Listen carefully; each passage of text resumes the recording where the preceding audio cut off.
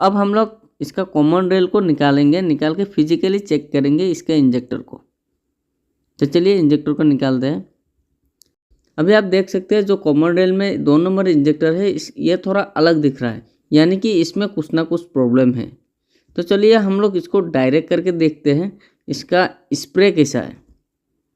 तो यहाँ पे आप देख सकते हैं जो 2 नंबर इंजेक्टर का स्प्रे है ये एक जगह पे ही पड़ रहा है, मैंने ज़्यादा नहीं आ रहा है।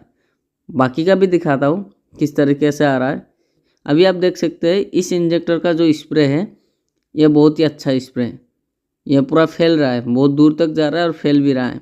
और जो 2 नंबर सिलेंडर का इंजेक्टर था ये एक ही जगह पे गिरता था और ज़्यादा स्प्रे भी नहीं कर रहा था। इसी के वजह से 2 नंबर सिलेंडर में अच्छे तरह से पावर स्ट्रोक नहीं हो रहा था, तो यहाँ पे जार्किंग फीलिंग ज़्यादा हो रहा था। तो फाइनली हमें प्रॉब्लम मिला, हमारा जो प्रॉब्लम था ये इंजेक्टर में है।